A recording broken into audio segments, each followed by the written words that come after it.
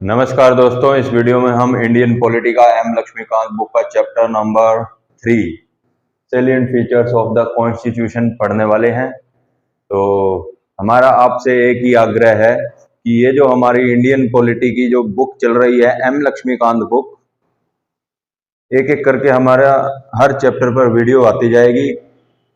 और आपको अगर ये वीडियोस हमारी अच्छी लग रही हैं तो आप हमारे वीडियो को लाइक करें और हमारे चैनल को सब्सक्राइब कर लें, ताकि जैसे ही नई वीडियोस आएँ M Laxmikanth book Indian polity से रिलेटेड, जैसे ही नई वीडियोस आएँ सबसे पहले आपके पास नोटिफिकेशन आ जाए और आप वीडियोस का लाभ उठा सको। तो शुरू करते हैं इंडियन पॉलिटी का chapter number 3 salient features of the constitution. हमारा जो इंडियन कॉन्स्टिट्यूशन है ना, वो बहुत ही यूनिक है। वो यूनिक इसलिए भी है क्योंकि वो बहुत ज़्यादा वाइड डॉक्यूमेंट है, डिटेल्ड में सारी चीज़ें उसमें दी हुई हैं, काफ़ी लेंथी भी है। और पूरे वर्ल्ड में जितने भी कॉन्स्टिट्यूशन हैं उससे सबसे ज़्यादा यूनिक इसलिए भी है क्योंकि इसके जो सैलिएंट फीचर्स हैं वो इसको यूनिक बनाते हैं। और हमारे जो कॉन्स्टिट्यूशन में जो जो भी प्रोविजंस दिए गए हैं वो दुनिया के सभी कॉन्स्टिट्यूशन में से, लगभग सभी कॉन्स्टिट्यूशंस में से बोरो किए हुए प्रोविजंस हैं।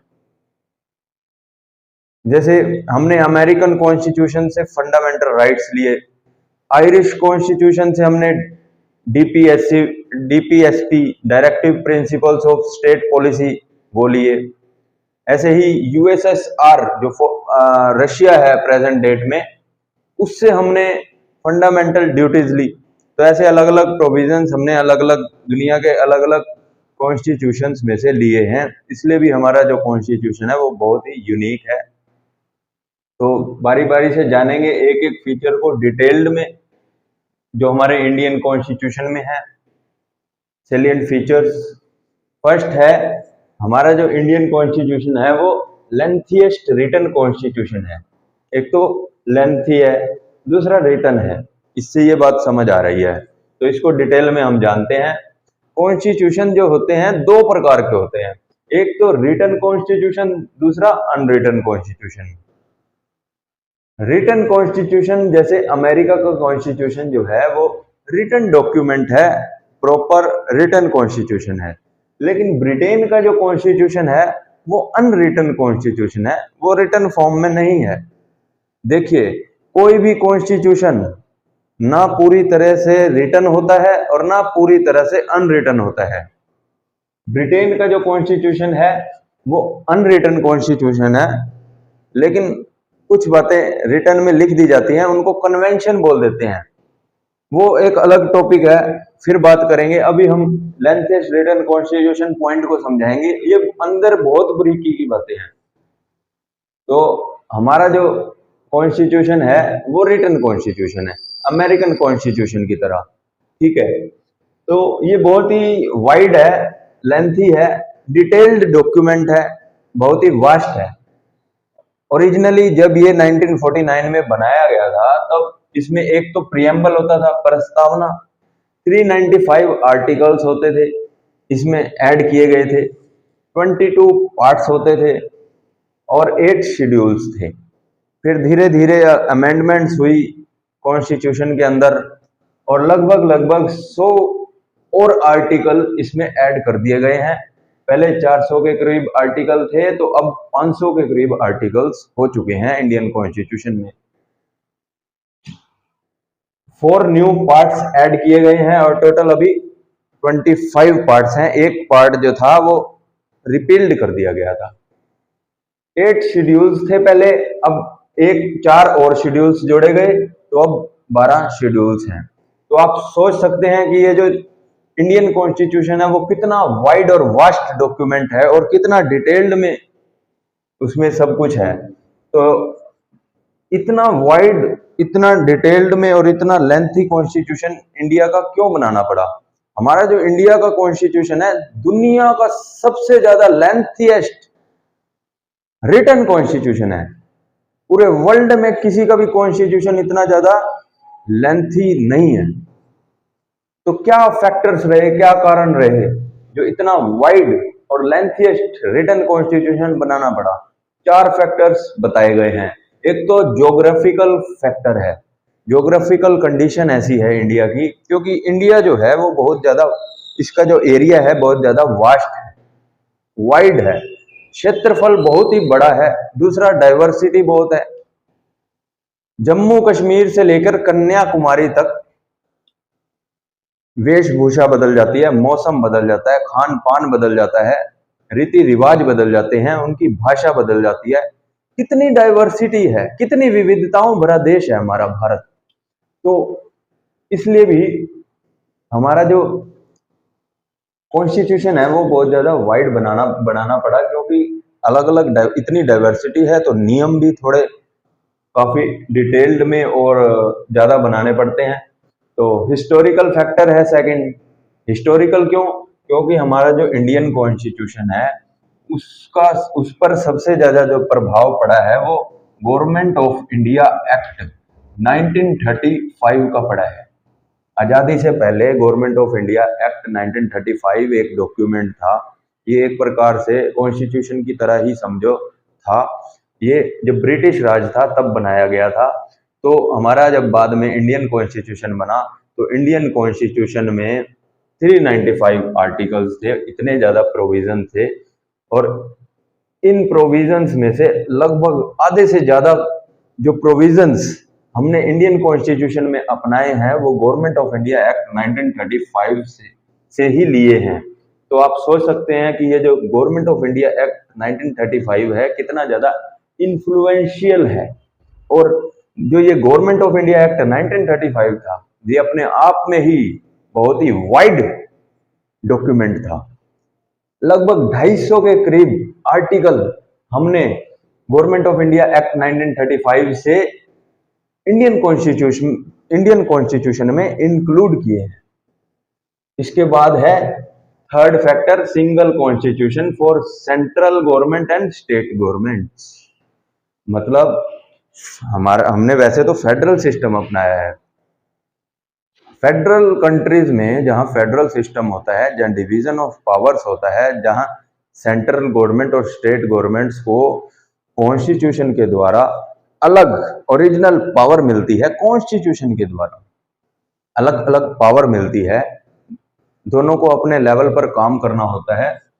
तो ऐसे में वहां जहां फेडरल सिस्टम होता है वहां सेंटर के पास सेंट्रल कॉन्स्टिट्यूशन होता है और स्टेट के पास स्टेट का अपना अलग स्टेट कॉन्स्टिट्यूशन होता है। लेकिन इंडिया के अंदर सिंगल कॉन्स्टिट्यूशन है, सेंटर के लिए भी और स्टेट के लिए भी। मतलब हमारा जो इंडियन कॉन्स्टिट्यूशन है उसमें सेंटर के सारे ऑर्गेनाइजेशन, स्ट्रक्चर्स, उनकी पावर्स, उनके फंक्शंस दिए गए हैं सेंट्रल गवर्नमेंट के, और स्टेट गवर्नमेंट्स के भी स्ट्रक्चर, ऑर्गेनाइजेशंस, पावर्स, फंक्शंस सब दिए गए हैं। तो 28 से भी ज्यादा जो ये इतनी सारी स्टेट्स हैं उनके बारे में और फिर सेंटर के बारे में भी सारी डिटेल में उनके रूल्स, रेगुलेशंस, प्रोविजंस जो दिए गए हैं, एडमिनिस्ट्रेटिव प्रिंसिपल्स भी जो दिए गए हैं। इसलिए भी हमारा जो, क्योंकि सिंगल कॉन्स्टिट्यूशन है इसलिए हमारा जो कॉन्स्टिट्यूशन है बहुत ज्यादा वाइड हो जाता है। फिर है जी fourth, dominance of legal luminaries in constituent assembly. मतलब जब हमारा संविधान बन रहा था, हमारा जो संविधान है कॉन्स्टिट्यूएंट असेंबली के द्वारा बनाया गया। तो जो 1946 के बाद से जो कॉन्स्टिट्यूशन है जब बनाया जा रहा था तो वहाँ एडवोकेट लोग ज़्यादा थे। कॉन्स्टिट्यूएंट असेंबली में लीगल स्पेशलिस्ट या एडवोकेट, वकील लोग ज़्यादा थे जो लीगल मैटर्स की बहुत ज़्यादा डिटेल में पकड़ रखते थे। तो क्योंकि वो लीगल एक्सपर्ट थे इसलिए उन्होंने हर चीज को बड़ा ही डीपली चीजों को समझा, जाना और इंडियन कॉन्स्टिट्यूशन में इंक्लूड किया ताकि बाद में किसी प्रकार का डिस्प्यूट, कॉन्फ्लिक्ट, झगड़ा पैदा ना हो। Fundamental principles of governance and detailed administrative principles सब उसमें ऐड कर दिए गए। फिर ये हो गया फर्स्ट सैलिएंट फीचर कि हमारा जो इंडियन कॉन्स्टिट्यूशन है वो लेंथीएस्ट है, रिटन कॉन्स्टिट्यूशन है, हमने डिटेल में समझ लिया। अब सेकंड जो है, सेकंड सैलिएंट फीचर है कि हमारा जो इंडियन कॉन्स्टिट्यूशन है उसमें अलग अलग पूरे वर्ल्ड के अदर जो कॉन्स्टिट्यूशन है अदर कंट्रीज के, उनके भी प्रोविजन हमने इंडियन कॉन्स्टिट्यूशन में इंक्लूड किए हैं। वही बात है, ड्रॉन फ्रॉम वेरियस सोर्सेज। तो हमने अदर कंट्रीज से के कॉन्स्टिट्यूशन में से भी प्रोविजन लिए और गवर्नमेंट ऑफ इंडिया एक्ट 1935 वहां से भी इंडियन कॉन्स्टिट्यूशन में प्रोविजंस ऐड किए, इंक्लूड किए। तो doctor B are Ambedkar ji ने उस समय कॉन्स्टिट्यूएंट असेंबली में बड़े ही प्राउड फील करते हुए प्राउडली एक बात कही कि ये जो हमारा इंडियन कॉन्स्टिट्यूशन है, ये जो बनाया गया है ऐसे ही नहीं बनाया गया, ये बनाया गया है after ransacking all the known constitution of the world। मतलब ransacking मतलब छानना, ये जितने भी पूरे वर्ल्ड में जाने माने कॉन्स्टिट्यूशन हैं, बड़ी बड़ी डेवलप्ड कंट्रीज के जो कॉन्स्टिट्यूशन हैं, उनकी छानबीन करने के बाद, उनको पूरा परखने के बाद, उनके जो जो सक्सेसफुल प्रोविजंस थे उनको हमने इंडियन कॉन्स्टिट्यूशन में इंक्लूड किया है। Ransacking all the non constitution of the world, ये बात कही गई है। तो हम बता दें आपको कि हमारा जो इंडियन कॉन्स्टिट्यूशन का जो स्ट्रक्चरल पार्ट है वो हमने गवर्नमेंट ऑफ इंडिया एक्ट 1935 से लिया है। जो फिलोसफिकल पार्ट है जैसे डीपीएसपी, ये हमने आयरिश कॉन्स्टिट्यूशन से लिया है। जो फंडामेंटल राइट्स हैं वो हमने अमेरिकन कॉन्स्टिट्यूशन से लिए हैं। पॉलिटिकल पार्ट जो है इंडियन कॉन्स्टिट्यूशन का, जैसे प्रिंसिपल ऑफ कैबिनेट गवर्नमेंट, जो पार्लियामेंट्री गवर्नमेंट है, पार्लियामेंट्री सिस्टम है, काउंसिल ऑफ मिनिस्टर्स हैं, लेजिस्लेचर है, पार्लियामेंट पूरा का पूरा पार्लियामेंट्री सिस्टम है, जो ये हमने पॉलिटिकल सिस्टम है जो वो हमने ब्रिटिश कॉन्स्टिट्यूशन से लिया है। और रिलेशन है जो एग्जीक्यूटिव और लेजिस्लेचर का, ये भी हमने ब्रिटिश कॉन्स्टिट्यूशन से लिया है। और डिटेल में हम इसको जानेंगे। पार्लियामेंट्री फॉर्म ऑफ गवर्नमेंट, ये भी एक सैलिएंट फीचर है, हम इसको आगे पढ़ेंगे, वहां हम इसको और डिटेल में जानेंगे। अदर जो प्रोविजंस हैं जो हमने इंडियन कॉन्स्टिट्यूशन में लिए हैं, कुछ हमने कनेडियन कॉन्स्टिट्यूशन से भी लिए हैं, ऑस्ट्रेलियन कॉन्स्टिट्यूशन, जर्मनी के कॉन्स्टिट्यूशन से भी लिए हैं, यूएसएसआर से भी लिए हैं, जैसे फंडामेंटल ड्यूटीज, ये हमने यूएसएसआर से लिए हैं। फ्रांस का जो कॉन्स्टिट्यूशन है उससे भी, साउथ अफ्रीका, जापान से भी हमने बहुत सारी चीजें अपने इंडियन कॉन्स्टिट्यूशन में इंक्लूड किए हैं। तो जो मोस्ट इन्फ्लुएंशियल रोल जिसका रहा इंडियन कॉन्स्टिट्यूशन में, जिसका सबसे मोस्ट इन्फ्लुएंशियल डॉक्यूमेंट जो है वो है government of India act 1935। Government of India act 1935 से हमने फेडरल स्कीम इंक्लूड करी, जुडिशरी, गवर्नर्स। ये government of India act independence, India की आज़ादी से पहले से है। मतलब जब हमारा देश आज़ाद भी नहीं हुआ था तब से ही हमारी इंडिया में फेडरल सिस्टम था, डुअल गवर्नमेंट थी, डुअल पॉलिटी थी, सेंटर और स्टेट गवर्नमेंट हुआ करती थी, जुडिशरी भी थी, गवर्नर्स भी थे। पर यहाँ जुडिशरी थी तो ब्रिटिश ऑफिसर्स उस पे पोस्ट पर होते थे, जज। लेकिन जब हम आज़ाद हो गए तो हमारे इंडियन सिटीजन्स ही उस पोस्ट को संभालने लगे, जज बनने लगे। Federal scheme, judiciary, governors, emergency powers, public service commission, जो आईएएस, आईपीएस, आईएफएस, ये सब, यूपीएससी, एसपीएससी, ये आज़ादी से पहले से ही इंक्लूड है। मोर देन हाफ प्रोविजंस, ये सब गवर्नमेंट ऑफ इंडिया एक्ट 1935 से हमने लिए गए हैं। लगभग 250 के करीब आर्टिकल हमने गवर्नमेंट ऑफ इंडिया एक्ट 1935 इस डॉक्यूमेंट से इंडियन कॉन्स्टिट्यूशन में इंक्लूड किए हैं। तो अब बात करेंगे third, blend of rigidity and flexibility. मतलब जो कॉन्स्टिट्यूशन होते हैं वो दो प्रकार के होते हैं, एक तो रिजिड कॉन्स्टिट्यूशन, दूसरा फ्लेक्सिबल कॉन्स्टिट्यूशन। रिजिड कॉन्स्टिट्यूशन वो होता है जिसके अंदर परिवर्तन, संशोधन, अमेंडमेंट लाने के लिए, परिवर्तन करने के लिए, कानून को बदलने के लिए स्पेशल प्रोसीजर लगता है, जो कि एक टफ टास्क है, स्पेशल मेजोरिटी चाहिए होती है, टफ टास्क है, डिफिकल्ट टास्क है। जैसे अमेरिका का कॉन्स्टिट्यूशन है, अमेरिका का कॉन्स्टिट्यूशन मतलब अमेरिका के कॉन्स्टिट्यूशन में अगर कोई परिवर्तन लाना है, संशोधन करना है, तो स्पेशल प्रोसीजर लगेगा, स्पेशल मेजोरिटी से बिल पास होगा, तब जाके इसमें चेंजेस लाए जा सकते हैं। रिजिड मतलब ठोस, कठोर। अमेरिका का कॉन्स्टिट्यूशन रिजिड कॉन्स्टिट्यूशन है। ऐसे ही फ्लेक्सिबल मतलब परिवर्तनशील, लचीला, नरम। तो flexible, British constitution flexible constitution है। ब्रिटिश कॉन्स्टिट्यूशन में परिवर्तन, अमेंडमेंट, संशोधन लाने के लिए, चेंजेस करने के लिए एक्ट सिंपल मेजोरिटी से काम चल जाता है। ये एक सिंपल प्रोसेस है। जैसे एक ऑर्डिनरी लॉ बनाया जाता है, ऐसे ही अमेंडमेंट भी करी जा सकती है ब्रिटिश कॉन्स्टिट्यूशन में। इसलिए ब्रिटिश का जो कॉन्स्टिट्यूशन है वो फ्लेक्सिबल है। हमारा जो इंडियन कॉन्स्टिट्यूशन है वो सिंथेसिस ऑफ बोथ है।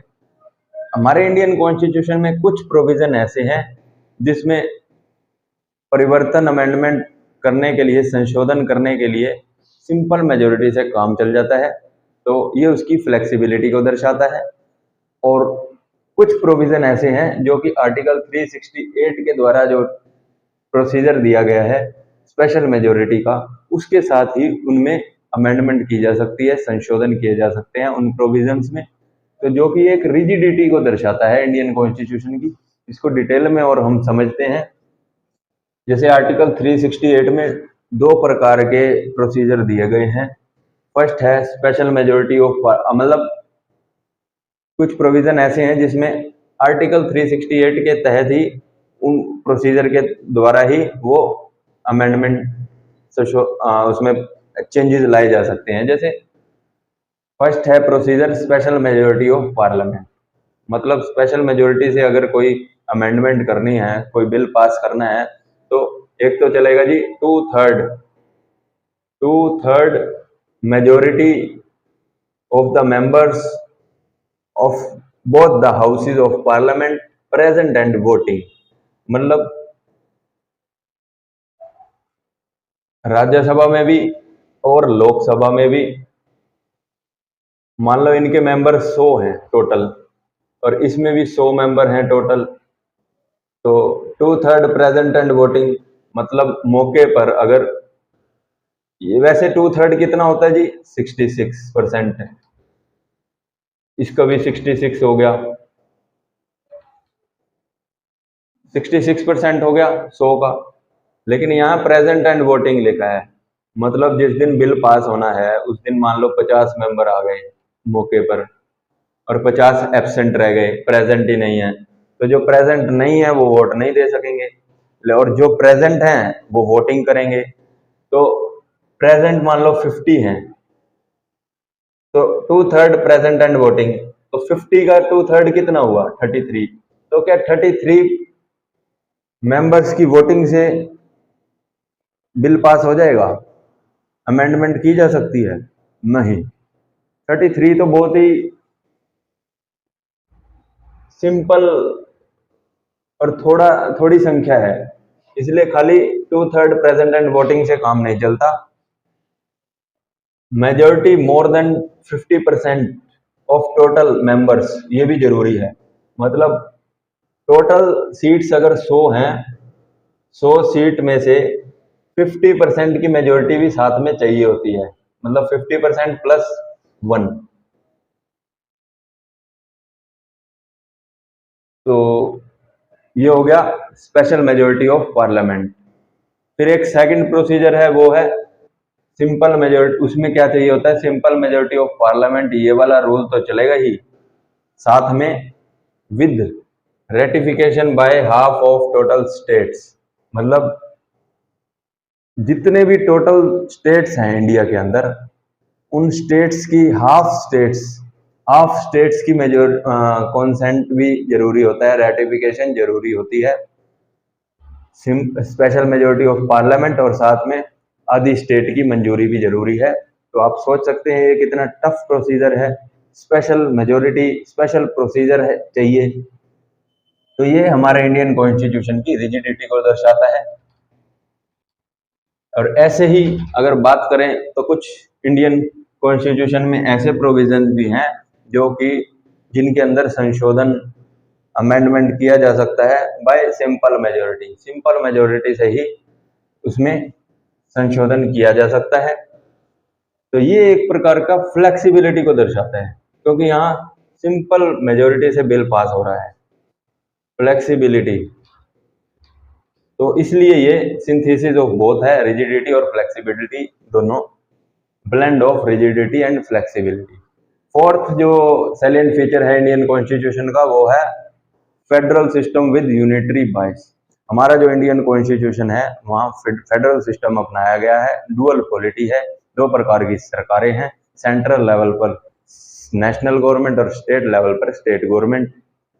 दोनों को ओरिजिनल पावर मिली हुई है, अधिकार मिले हुए हैं अपने अपने लेवल पर। किसके द्वारा? कॉन्स्टिट्यूशन के द्वारा पावर मिली हुई है। क्योंकि कॉन्स्टिट्यूशन के द्वारा पावर मिली हुई है इसे इसलिए इसे ओरिजिनल पावर बोलते हैं कि ओरिजिनल पावर मिली है स्टेट को। अगर यही पावर नेशनल गवर्नमेंट स्टेट को देती तो ओरिजिनल पावर ना होती, स्वतंत्रली ना होती। लेकिन इसको जो पावर मिली है स्टेट गवर्नमेंट को वो कॉन्स्टिट्यूशन के द्वारा मिली है, इसलिए ओरिजिनल पावर मिली हुई है स्टेट गवर्नमेंट को।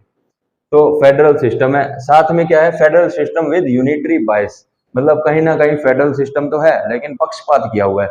यूनिटरी गवर्नमेंट को ज्यादा पावर मिली हुई है, यूनियन गवर्नमेंट को, नेशनल गवर्नमेंट को ज्यादा पावर मिली हुई है। इसी बात को हम समझेंगे पॉइंट को।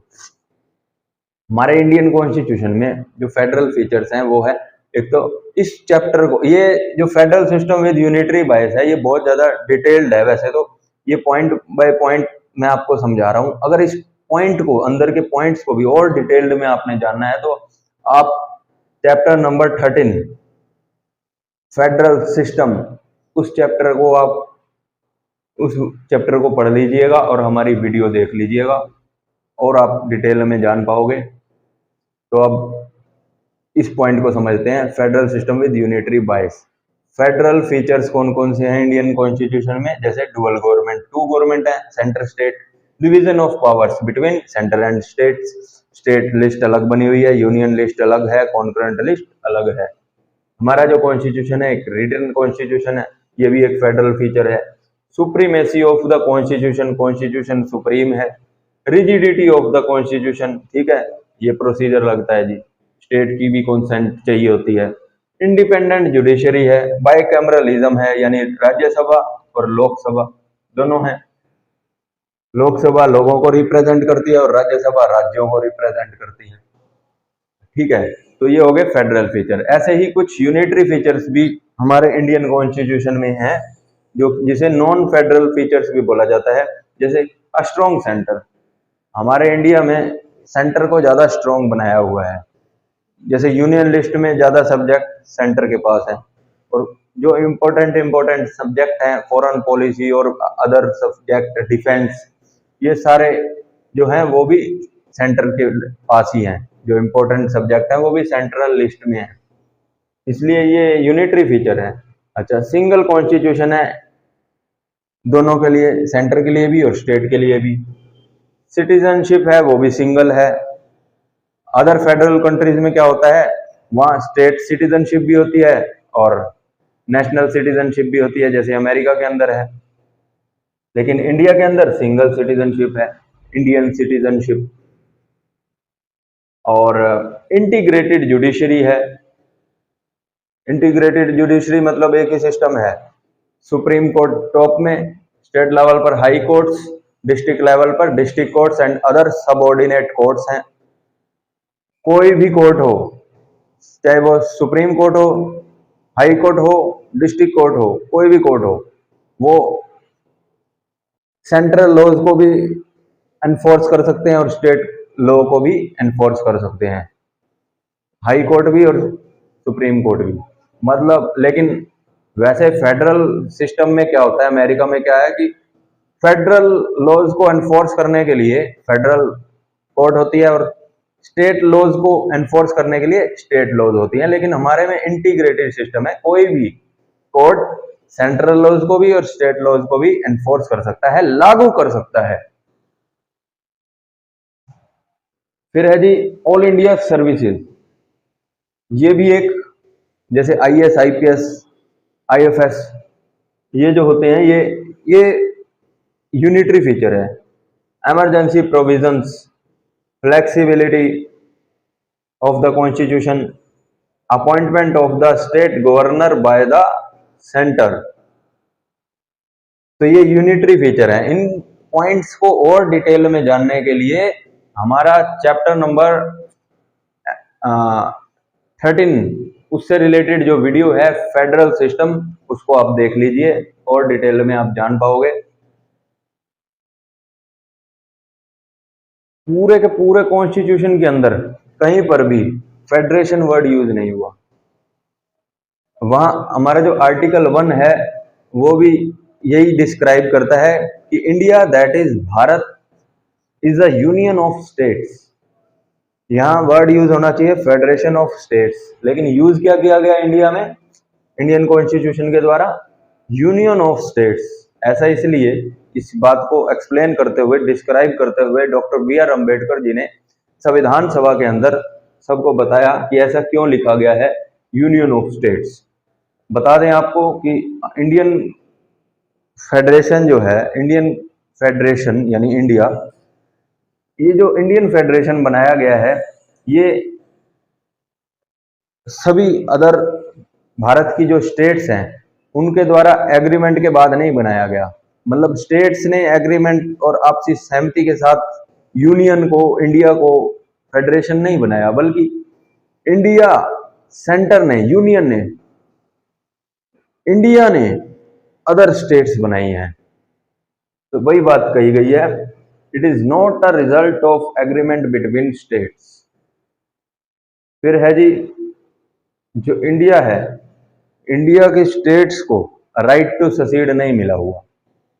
राइट टू ससीड यानी इंडिया की जो स्टेट्स हैं वो इंडिया से बाहर नहीं जा सकती, इंडियन फेडरेशन से बाहर नहीं निकल सकती, उसको इंडिया में रहना ही होगा। जो स्टेट्स हैं वो डिस्ट्रक्टेबल है, उनको तोड़ा जा सकता है, बदला जा सकता है, नाम तक चेंज किया जा सकता है, वो भी सिंपल मेजोरिटी से। लेकिन जो इंडिया है, जो इंडियन यूनियन है, वो इनडिस्ट्रक्टेबल है, उसे तोड़ा नहीं जा सकता। इसलिए यहाँ है राइट टू ससीड। उनको राइट टू ससीड नहीं मिला, उनको इंडिया को छोड़ नहीं सकते। तो क्योंकि ये यहाँ फेडरल सिस्टम, फेडरल फीचर भी है और कुछ यूनिटरी फीचर्स भी अपनाए गए हैं, इसलिए फेडरल सिस्टम विद यूनिटरी बाइस।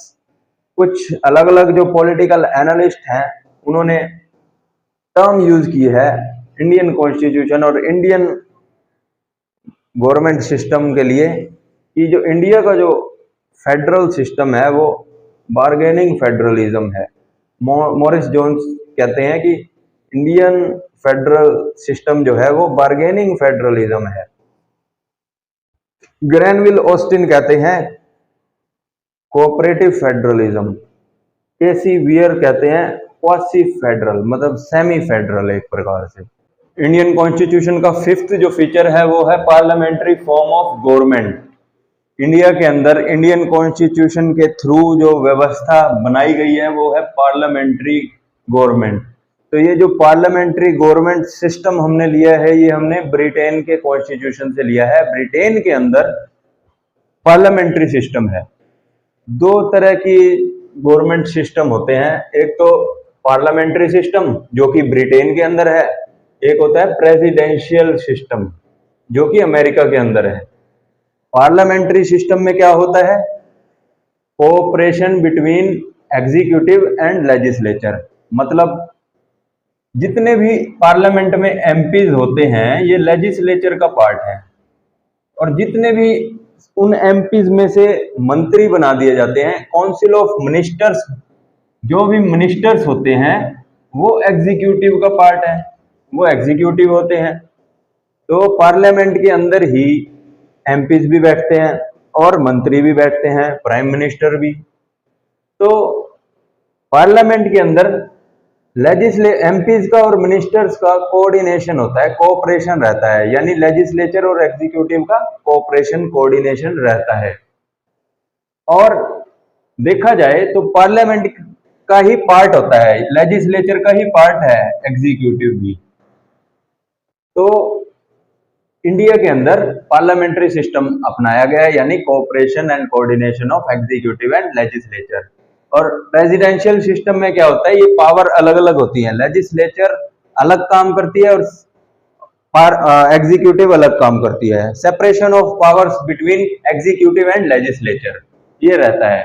तो ब्रिटिश पार्लियामेंट्री सिस्टम, ये जो पार्लियामेंट्री सिस्टम है, इसको वेस्टमिंस्टर मॉडल भी बोलते हैं। वेस्टमिंस्टर मॉडल इसलिए बोलते हैं क्योंकि ये जो हमने सिस्टम लिया है, ये हमने ब्रिटेन से लिया है। तो ब्रिटेन की जो पार्लियामेंट है, वो जिस सिटी के अंदर ब्रिटेन की पार्लियामेंट है, उस सिटी का नाम है वेस्टमिंस्टर। जैसे इंडिया की पार्लियामेंट दिल्ली के अंदर है, तो ऐसे ही ब्रिटेन की जो पार्लियामेंट है वो वेस्टमिंस्टर सिटी के अंदर है, इसलिए उसे वेस्टमिंस्टर मॉडल भी बोला जाता है। और पार्लियामेंट्री गवर्नमेंट को रिस्पॉन्सिबल गवर्नमेंट भी बोला जाता है, कैबिनेट गवर्नमेंट भी बोला जाता है। ठीक है, तो ये जो व्यवस्था है पार्लियामेंट्री सिस्टम की, ये हमने सेंट्रल लेवल पे भी अपनाई है। सेंट्रल लेवल पे क्या है, पार्लियामेंट है, और यही व्यवस्था हमने स्टेट लेवल पर भी अपनाई है। तो स्टेट लेवल पर क्या होते हैं, एमएलएज, मंत्री, सीएम, पीएम की जगह सीएम। तो यही सेम व्यवस्था हमने स्टेट लेवल पर भी अपनाई है। स्टेट लेवल पर कौन होता है जी, स्टेट लेजिस्लेचर, विधानसभा। ठीक है, तो इसको रिस्पॉन्सिबल गवर्नमेंट भी बोलते हैं, कैबिनेट गवर्नमेंट भी बोलते हैं। तो जो ये पार्लियामेंट्री गवर्नमेंट है, इसके क्या फीचर्स हैं, अब हम जानेंगे फीचर्स के बारे में। तो सबसे पहला फीचर जो है वो है nominal and real head. Nominal and real executive, मतलब दो हेड होते हैं, एक तो नॉमिनल, दूसरा रियल। कौन कौन से, नॉमिनल हेड होता है राष्ट्रपति, प्रेसिडेंट, और रियल एग्जीक्यूटिव, रियल हेड कौन होता है, प्राइम मिनिस्टर, इलेक्टेड मेंबर। ठीक है, तो दो हेड होते हैं, नॉमिनल और रियल एग्जीक्यूटिव। ये पार्लियामेंट्री गवर्नमेंट में देखने को मिलते हैं। ऐसा क्यों जी, पार्लियामेंट्री गवर्नमेंट जो होती है वो इनस्टेबल गवर्नमेंट मानी जाती है। क्यों, क्योंकि हर 5 साल के बाद दोबारा चुनाव होते हैं। कई बार गठबंधन की सरकार बनती है, और जब गठबंधन टूट जाते हैं तो ऐसे में सरकारें जल्दी चुनाव करवाने पड़ते हैं। सरकार गिर जाती है और चुनाव 5 साल से पहले ही करवाने पड़ जाते हैं। कई बार तो 1 साल के अंदर ही दोबारा सरकार बनती है। तो बार बार इतनी इंस्टेबिलिटी जो होती है, तो ऐसे में सरकार की जो नीतियां हैं वो प्रॉपर वे में चलती रहें, इसके लिए जरूरी होता है कि एक ऐसा हेड हो जो कि कॉन्टिन्यूटी को बनाए रखे, सिस्टमैटिकली सब कुछ चलता रहे। इसलिए एक नॉमिनल हेड होता है प्रेसिडेंट, एक होता है रियल हेड पीएम। जब पीएम नहीं होता तो जो भी जिम्मेवारी होती है वो प्रेसिडेंट ही देखता है। तो इसके बाद जो सेकंड फीचर है वो है मेजोरिटी पार्टी रूल। मतलब जिस पार्टी की भी मेजोरिटी होगी पार्लियामेंट के अंदर, जिस पार्टी के पास भी सबसे ज्यादा एमपीज का समर्थन होगा, पार्टीज का समर्थन होगा, वही पार्टी सरकार बनाएगी, और उसी पार्टी के द्वारा रिकमेंड किया हुआ व्यक्ति ही पीएम बनेगा, तो प्राइम मिनिस्टर बनेगा। इसलिए मेजोरिटी पार्टी रूल ये पार्लियामेंट्री सिस्टम का एक फीचर है। फिर है leadership of PM and CM. ठीक है, पीएम की लीडरशिप रहती है सेंट्रल लेवल पर, स्टेट लेवल पर सीएम की लीडरशिप रहती है। फिर है डिसोल्यूशन ऑफ लोअर हाउसेस, मतलब लोअर हाउस यानी कि लोकसभा, और लोकसभा में जितने भी एमपीज होते हैं वो लोगों के द्वारा चुने जाते हैं। जनरल इलेक्शन होते हैं जब, तो हर 5 साल के बाद जो लोकसभा है वो डिसॉल्व कर दी जाती है। ठीक है, फिर रद्द कर दी जाती है, दोबारा फिर चुनाव होते हैं और दोबारा एमपीज नए आते हैं, दोबारा इलेक्शन होते हैं, इलेक्ट होकर दोबारा आते हैं। तो ये भी एक फीचर है कि हर 5 साल के बाद लोअर हाउस जो होता है वो डिसॉल्व कर दिया जाएगा, सेंट्रल लेवल पर भी और स्टेट लेवल पर भी। स्टेट लेवल पर कौन होता है, लेजिस्लेटिव असेंबली होती है। फिर है जी membership of ministers in legislature, मतलब जो भी मिनिस्टर होगा, यानी जो भी एग्जीक्यूटिव का पार्ट है, हमने पहले भी समझा है जो मिनिस्टर होता है वो एग्जीक्यूटिव का पार्ट होता है, और जो एमपी होते हैं, जो एमपीज होते हैं वो लेजिस्लेचर का पार्ट होते हैं। तो मतलब यहाँ ये है membership of ministers in legislature. जो भी मिनिस्टर बनेगा वो लेजिस्लेचर का भी पार्ट होना चाहिए, वो संसद, लोकसभा या राज्यसभा में मेंबर भी रहना, एमपी भी होना उसको अनिवार्य है। अगर मान लो किसी को मिनिस्टर बना दिया और वो एमपी नहीं बना हुआ है, तो उसको 6 महीने के अंदर अंदर एमपी भी बनना जरूरी है, कंपलसरी है, अनिवार्य है, नहीं तो उसकी जो मिनिस्टर की पोस्ट है वो भी रद्द कर दी जाएगी। इसलिए 6 मंथ्स के अंदर अंदर लेजिस्लेचर का मेंबर बनना जरूरी होता है। तो इसके बाद बात करेंगे collective responsibility of executive to legislature. मतलब इसको समझो, अब यहाँ केवल एक व्यक्ति की जिम्मेवारी नहीं रहती, यहाँ कोलेक्टिव रिस्पॉन्सिबिलिटी रहती है।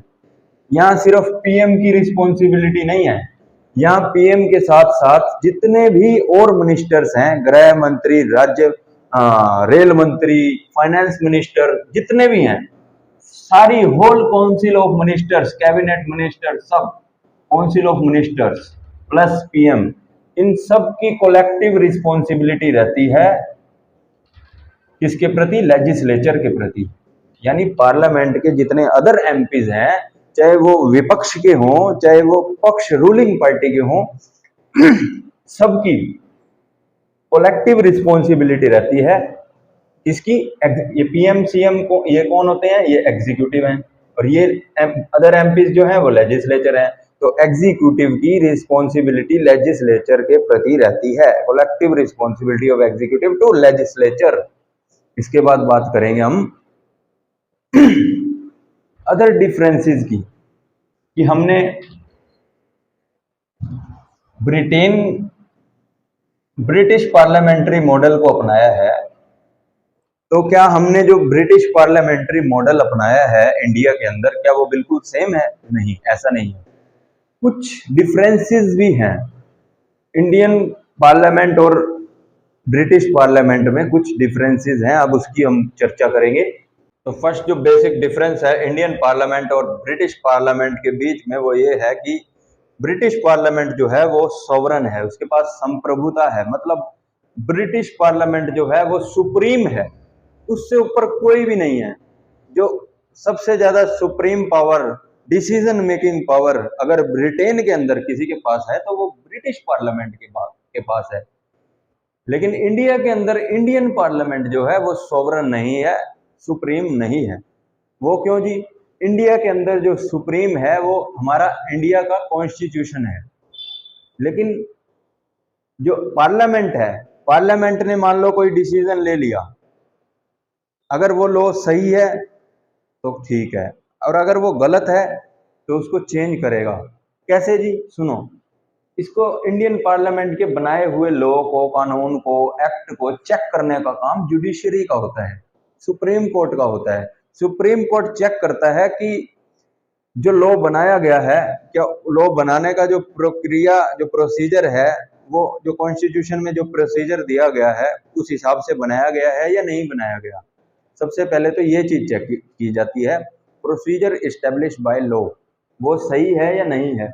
फिर चेक किया जाता है ड्यू प्रोसेस ऑफ लॉ, मतलब जो भी लॉ बनाया गया है वो कहीं बेसिक स्ट्रक्चर को नुकसान तो नहीं पहुंचा रहा कॉन्स्टिट्यूशन के, या वो फंडामेंटल राइट्स जो सिटीजन्स को दिए गए हैं, क्या उनको, उनके फंडामेंटल राइट्स को लिमिट में तो नहीं कर रहा। तो ये जो चीजें चेक करने का काम जुडिशरी का होता है। अगर जुडिशरी को लगता है कि इंडियन पार्लियामेंट के द्वारा लिया गया डिसीजन, एक्ट, लॉ, कानून सही नहीं है, तो जुडिशरी उसको इनवैलिड एक्ट घोषित कर देती है। तो दोबारा से इंडियन पार्लियामेंट को लॉ को देखना पड़ता है और दोबारा पारित करना पड़ता है, उसमें चेंजेस लाने के बाद। तो इसके बाद है इंडियन स्टेट। सेकंड जो है, मतलब Indian state has elected head and Britain has hereditary head. India के अंदर रिपब्लिक सिस्टम है और ब्रिटेन के अंदर मोनार्की सिस्टम है। मतलब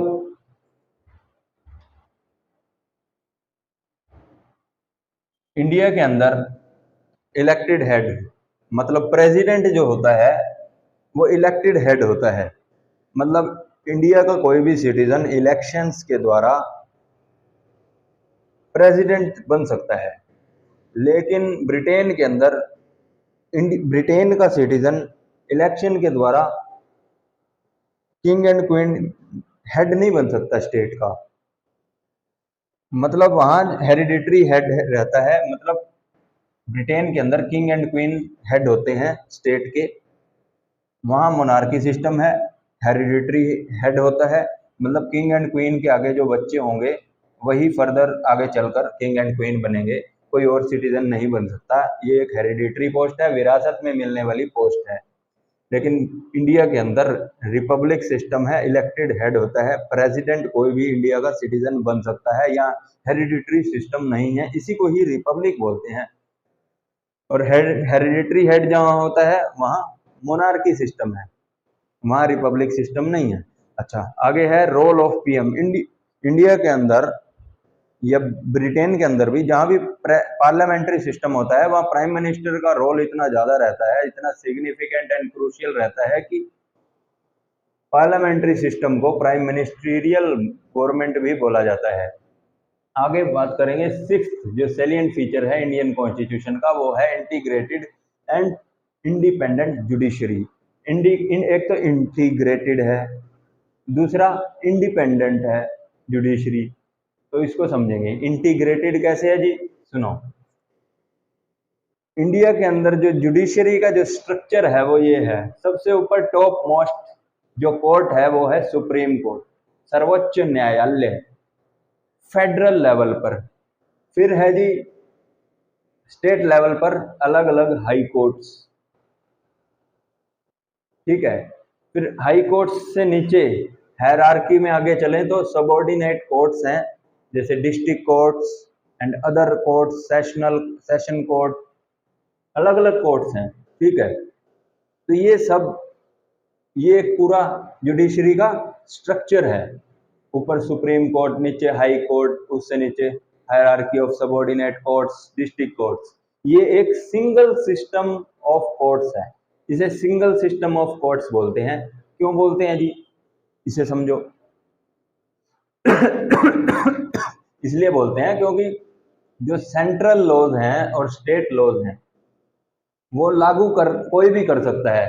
district court, high court, supreme court, तीनों सेंट्रल लॉज को भी और स्टेट लॉज को भी एनफोर्स कर सकते हैं, लागू कर सकते हैं अपने लेवल पर। लेकिन यूएसए के अंदर क्या होता है, वहां फेडरल कोर्ट फेडरल लॉज को लागू करता है, एनफोर्स करता है। लेकिन स्टेट कोर्ट जो है स्टेट लॉज को एनफोर्स करते हैं, लागू करते हैं। ऐसा नहीं हो सकता कि फेडरल कोर्ट स्टेट लॉज को और फेडरल लॉज को दोनों को एनफोर्स कर दे, लागू कर दे। और ऐसा भी नहीं हो सकता कि स्टेट कोर्ट फेडरल लॉज और स्टेट लॉज को एनफोर्स कर दे।